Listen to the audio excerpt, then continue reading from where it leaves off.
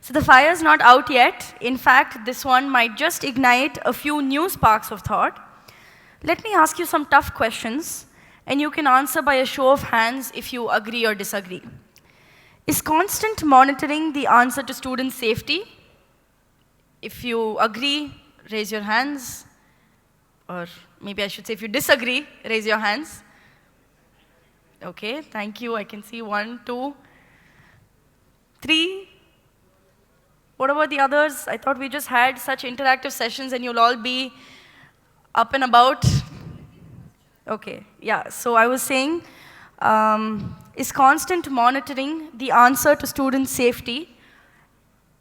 Or if we're raising a generation under a digital microscope? Do we create trust or just tighten control? Is it protection or has it veered into paranoia? I can understand that this is not black and white, and we all lie in the gray area. So to help us navigate this complex moral maze, our next session is titled Real-Time Audio-Visual CCTV in All Schools. Safety or surveillance, protection or paranoia. This session is going to be hosted by Dr. Manju Surendran, Director of Academics, Fravashi International School, Nashik. Please join me in welcoming our speakers onto the stage. Dr. Natash Mehta, VP, Academic R&D, Lighthouse Learning Group. Dr. Kavita Bajpai, Director, the International School of Thrissur. Ms. Sailaja Vittaldev, Head of School, the School of Raya, Bengaluru.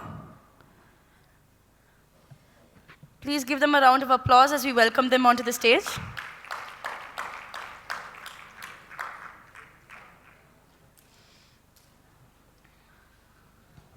Late good evening. What fun it is to host the last session of the day. And it took all the pressure from Ravi to convince me to be part of the old versus new. But the dampener was when he asked for my age. And I refused to divulge it. And I said, no, I will not be part of the group. So here I am hosting the last session. The best part of it is one of our chat buddies unfortunately fell sick, so just the 3 of us. It's the last session. Half the team has already walked out to have coffee and get ready. The ones who are here are thinking about the yummy food that's going to come after some time. So no sweat for all the 3 people on the stage here. We can just chill out. And a range of emotions that we saw today, including Prabha and Aditi ma'am dancing for us. It was a wonderful day. To end with cameras is, I think, the best thing to do. So this is supposed to be a chat, and I would like to keep it as a chat. Just have a conversation to end the day today. That's what we are planning to do. Sorry, Amrita ma'am, I refuse to be part of the group because of the age. So just bare facts to begin with and a laundry list to start with. We would like to maintain that all of us, the 3 of us, would like to make sure that our voices are heard. Nobody overpowers and it remains a conversation. Talking about surveillance, there are a lot of mandates which has come through. Many educational boards talking about that fact that it is mandatory for schools to have audiovisual surveillance everywhere, including boys' washrooms. That's the mandate that has come through. So there's no right and wrong answer to it. Like Shreya beautifully asked the question, is it tighter control that is going to bring about a safety? So we just kind of have questions regarding what do we understand as safety, what is the larger picture that we are looking at it, and where do we go from here? That's, but before I go ahead with it, I just wanted a few facts to be spoken about. Like when we look at our country, we spend about 2.9% of our GDP on education. That's the spending that we do. And in relation to developed nations like Finland or Norway that we look up to, they significantly spend a higher amount on teacher training and well-being. And in contrast, surveillance and administrative compliance costs have risen proportionally very high to when we look at well-being or even safety that we look at it. So if you look at states like Delhi and UP, despite progressive mandates, you have many government schools still lacking basic toilets or a vending machine for a menstrual hygiene concept for the girls. And then the mandate for surveillance and surveillance at an audiovisual level is always for a private institution. So are we saying that they don't need the safety? That's the first premise that I would like to start with when I say so. Let's try and define safety. So for you, if in 2 words or in a brief sentence, if you want to talk about safety, or what comes to your mind when you say a safe school?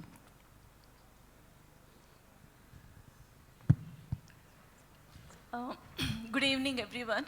Thank you for staying with us, even though the outside chai and coffee are tempting. For me, when it comes to safety, when a child feels seen, valued, and respected who they are, whether it is a child or a team or a supporting staff, that is what is a safety environment for me. If you have to put it in 3 words, seen, feel, valued.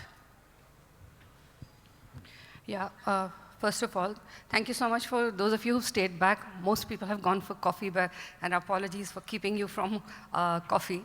But I think safety for me means when I am, or in case of our students, absolutely taken care of in terms of physical, spiritual, emotional, mental, all these aspects.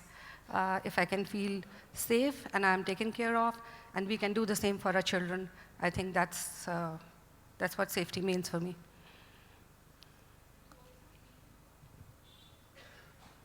Do you feel it impacts what kind of a classroom quality instruction would happen if the cameras were on? I would say that it depends upon the culture, the kind of leadership you have in the school, and is the surveillance is only to monitor the teachers and the students or to support us, is what comes to my mind, because everything is dependent on the culture, the kind of trust you impose on your team members and your students. And also when you tell them, rationalize them, why is it here and what is it we are trying to do here. Like someone said here, purpose is very important. That's what I feel. It all boils down to the culture. How you set the culture in the school is what reflects in the classrooms, irrespective of the, having CCTV in the classroom or not.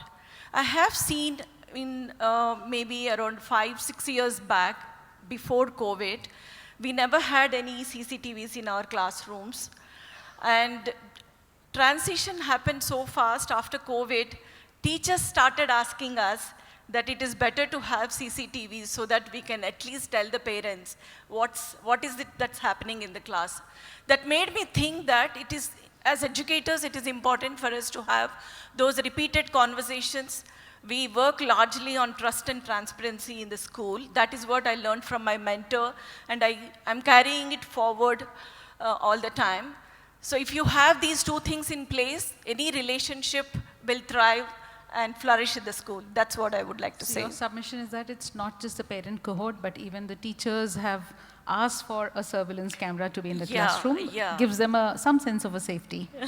Your thoughts on that? Yeah. So, many, many years back when I started off as a teacher, and I can't tell you how many years back, that gives away my age, but this was my very first job. It's really a long time back. And it was this convent school, and I was teaching 5th grade science. And there used to be not cameras, but so the principal sitting in a cabin could hear what was happening in the class.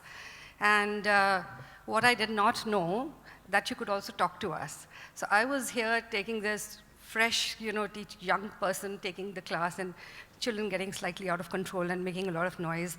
And all of a sudden, I hear this really stern voice of sister saying, "Miss Natasha, your class is very noisy, please control it." I was so horrified to hear that voice. And then more than that, so mortified that she asked me to control the class in front of my children. So apparently, they must have thought this teacher doesn't really know how to manage us. It is scary to have, and now we have CCTVs. That means people can see us. I don't know, I have mixed views about this. It can be, nobody wants to be under the microscope all the time. So it can be tough maybe for a new teacher, but I also think seasoned teachers just sort of get used to it. And I definitely know that children, and this is from the experiences and conversations we have with children and school leaders in the schools, that बच्चों को तो बिल्कुल ही आदत पड़ जाती है, उनको कोई फर्क नहीं पड़ता CCTV किधर किधर खड़ा किया हुआ है. Yeah. Great. So one of the other aspects with respect to policy is that when we look at it, the tuition and the coaching centers in India, it comprises more than 3.5 lakh crores of a segment that you're looking at it. One of the most unregulated one, barring a few policy decisions that had asked about a couple of years to register. Our children spend a considerable amount of time in these places, but the mandate is never for them. So what do you feel? Are the safety concerns not for children who attend these sessions on a regular basis, sometimes practically 7 days a week and 3 to 4 hours in these centers? I think that's the reason sometimes we do hear so unpleasant stories that children go through the stress and then they act differently. But it makes me wonder, because the same parent who is checking the school and before putting the child, they check everything, they talk to the school, they talk to the teachers, they understand the school system. But I don't know why it is not happening when it comes to the tuitions or tuition centers or coaching centers. I think probably it is, we as public, probably as educators, we need to make them understand how well-being of the child is extremely important than anything else. Someone here rightly mentioned that instead of being exam-centric mindset, let's see how we can progress well-being as well as performance. If the child is moving from one level to the next level, is appreciating is important. But when it comes to surveillance in coaching centers or,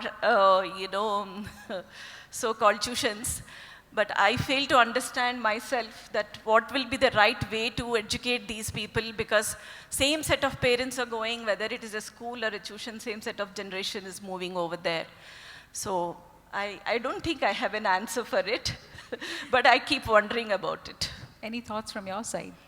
Yeah, obviously nothing is happening now, but maybe there is a need for good advocacy, and maybe Ravi, you and people like you could do this. You have the wherewithal, you have the reach to sort of turn this into a movement, a mission, and all of us educators, so many people over here, could we create something that then, forces the department, the government to ensure that this kind of safety regulations are also implemented on other places besides the school that large groups of children go for learning? So do I get it that both of you feel that surveillance is required across the spectrum?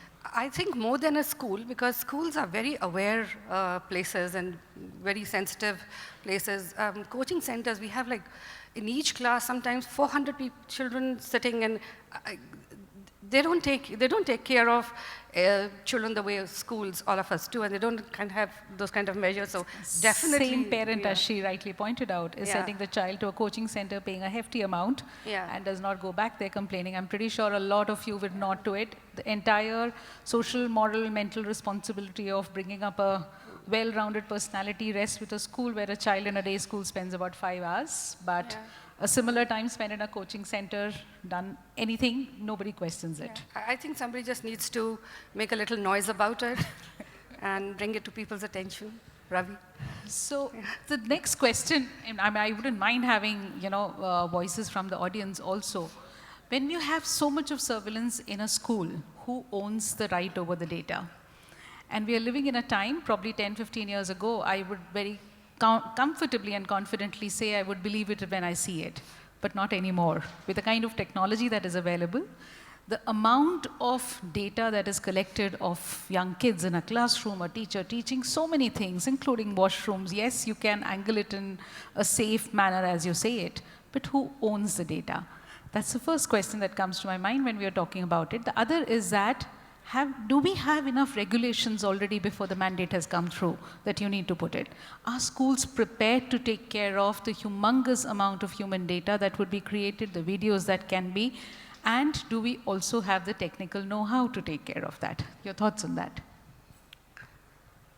See, as a school, we have policies. So we do work on policies. Policies are living documents because they do guide us what kind of actions do we need to take and reflect and see what adjustments do we need to make. So policies are extremely important in this case because we are definitely their minor and we are definitely accountable and responsible for the data as a school. So that definitely helps us to what extent we can be and what are the SOPs we have created, even if we have to share the clippings or something when we wanted to share it with someone. Apart from this, I strongly feel that the kind of awareness you bring and more, this is a topic which I thought initially, what is that I'm going to speak about this topic, whether I'll personally connected with this topic or not. But when I started, investigating and inquiring about it, so many thoughts came over. This particular data is something Indian government is also now in making it mandatory. That is what I read in one of the policy documents. But how far it is going to be safe is a questionable thing for us. I do hear from Zen generation that even the Aadhaar card, why are you giving, why do you want to have Aadhaar card is what I keep hearing it from my daughters as well as her friends. So this is something, before you bring it, I think as government also we need to understand the implications of these policies, or this overnight change of rule will not yield any results, but you need to see how far you can work with the schools and the underprivileged organizations, what are the systems we have, and then bringing a policy, and then maybe advocating it thoroughly across the schools, as well as maybe the media platform works very well now. So that's how we need to work, I guess. So do you feel we put the cart before the horse when you come up with a mandate and not thought about what could be the repercussions of a not well thought about policy? Have we created a Frankenstein and waiting for something to happen to come up with the policies? Not exactly. Of course, there are huge risks. There are huge risks because there is not enough awareness. So many of you must have at least heard about the DPDP Act, the Data Protection and Data Privacy Act. That actually takes care of a lot of these concerns that we are talking about. The problem is that the DPDP Act and things like that do not reach the schools. And as school leaders, we wouldn't know about that. As teachers definitely wouldn't know. And the DPDP Act clearly lays out how data can be recorded, who can have access to it, how can you use it. If the police ask for it, can you give it out to the police? It also talks about the rights of the teacher, the rights of the children, and the rights of the parents. So in fact, if parents can, under certain circumstances, refuse for their children to, for children to be recorded and their data to be stored. It also says that if an untoward incident happens and the police asks for it, can then the parent refuse? No, the parent can't refuse. So that's just one example. But I think as a first step, all our schools and teachers should be made aware of the DPDP Act. So we're looking at a country the size of the continent of Europe, and multiple boards and multiple levels of problem that you're looking at it. So when a mandate or a diktat comes without the necessary awareness that is generated, which would take time, it is not a instant coffee, it is a decoction, it takes time. So that's something that we need to be very, very aware of. Absolutely. It'll just take a lawyer 1 hour, a 1 hour session to make a school of 200 people sitting together, to make them aware of at least the basic, the articles in the Act. I'll interject there. You ask any school leader or a teacher, when you say just 1 hour, they'll really chop off your head. No. 210 working days, the number of hours, the number of lessons, anything away from any academic instruction is like climbing the Mount Everest. So yeah, but then the danger, or the other side of not doing it, it can have huge negative fallout. So true, I think this is one professional development which really needs to be done. So bringing it to a different aspect altogether, are we putting the eggs in the wrong basket when we talk about surveillance as the mandatory thing and not looking at budget allocations or mandate in terms of what is required?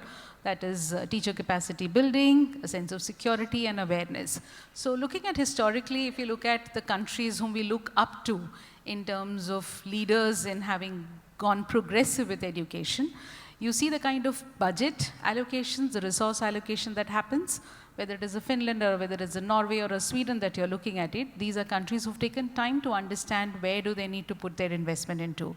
And another historical fact would be that if you look at post-Second World War, none of these countries have been the aggressors or part of any allied forces which was invading. So when you put the eggs in the right basket and when you invest into education with the right intent, and you try to bring in mandates or policies which brings about a holistic change, I think a sense of security can be built in much stronger than a knee-jerk reaction like audiovisual surveillance across broad spectrum without considering the problems that can come up with that. So probably a last thought also. So is making education a fundamental right and passing a bill to that effect and bringing about constitutional change is the only responsibility that you see with respect to government policies? And when you see policies like this coming through, are we doing justice to it? If you take up government policies or anything, when it is coming into the actionable items in the school, we all have responsibility, accountability to understand what it is. And like when NEP came, all of a sudden, whole India, everybody came together, even though it is COVID time, we all came together to understand what it is and how we can translate it into the classrooms is what we saw, scope of improvement.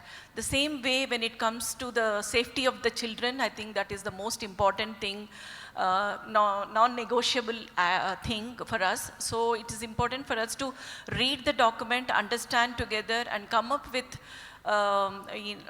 maybe you have to find some solutions in the school. It is a good kind of audit lens it will give for the school leaders and involve all the team members and see how best we can work. End of the day, we are here for them. Okay, our existence matters because of them. And we get joy or the kind of phases when we see, we really enjoy them having in the school. So that matters a lot, and that is the time we need to understand the law and the implications behind it and read thoroughly and then maybe have those quality discussions with your team members and see what comes out of it and then put it as an action plan. Thank you. Any thought on why these mandates are specifically for private players and why does it get ignored for the larger picture of the humanity in India, that is the government schools? So are we to understand that the government feels that they don't need safety, security? I'm not even going to the toilets at the moment. So, firstly, I think that there are steps being taken. I'm going to come to that question. Is that the fact that the government, CBSE is mandating surveillance, and then we had RTE, then we had POCSO, and we have the Data Protection and Data Privacy Act. So things are happening. No, I was talking about these mandates not being implemented for government-run schools. That was my question. Yeah, I have no exposure to that. Neither am an expert, but I would think maybe it has something to do with budgets. Otherwise, I don't think anybody can say that children in private schools need to be safer than children in the government schools, but I really wouldn't know. I would think it's because of budgetary constraints. I don't know. Maybe there are more people here who know better than this. Yeah. That's a thin ice we are skating on, so let's just leave it at that. So like Shreya also introduced and spoke about it, that the pandemic brought the classrooms to the bedrooms. All our parents become, at that point of time, become pedagogical pundits. They were recording and passing on clips to prove how things were not happening and how it should happen. So in that scenario, when you look at surveillance becoming even more pervasive, what's the future of a teacher taking risk in a class? And where is the data going is the big question that I would like to leave with. Just last question to the both of you. After this discussion, how are you going to look at surveillance differently, if at all? See, for me, whether you have CCTV in the classroom or not, it doesn't matter because teachers don't even think about it. Classrooms and conversations happen very actively. The moment you engage them, you forget everything. So it doesn't matter for me whether you have CCTV or not. Okay, as a compliance, definitely you should have it. But also, sometimes it helps us to figure out what went, what is that not went very well and what steps do we need to take as a school. I would utilize it more on that audit kind of lens than monitoring process. Your thought. How would you look at it differently? Um, I think we cannot run away from surveillance. It is required also because it's not just for the child. I think it's for the adults, the teachers, everybody. We've had so many incidents of children jumping off the school building, committing suicide, and we have children. There was an incident many years ago when a child died and they accused another kid in the school, children sexually abusing another child. So I think, and the largeness of a school, we cannot have so many people. So you fall back on technologies. I think we cannot run away from surveillance. It'll have to be there. But one of the things that's missing in many of our schools is that we put CCTV cameras, but nobody monitors them continuously.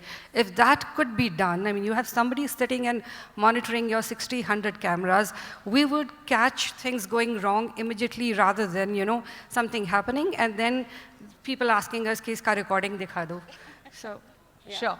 So smile, you're on camera is the new mantra for all the classrooms too. How we take care of it, I think, as an evolved community, we can definitely look at it much more pragmatically. Thank you so much for being a patient audience. Really a big thank you for the last session of the day. Just a final thought, any problem that we look at from an education point of view, very strongly I believe that if we look at the community which is at the farthest end of the opportunity, and we try to mitigate the problem from their lens, we take care of the entire cohort. If we keep that and we are brave enough to listen to them and gentle enough to take up those suggestions, I think we'll be able to bring about a change. Thank you so much once again. Thank you. We stopped. Yeah. We'll have Mr. Ravi Santlani felicitate the speakers. These conversations are never easy, but they're always essential. A big thank you to our panelists for bringing both clarity and courage to the table. Another round of applause, please.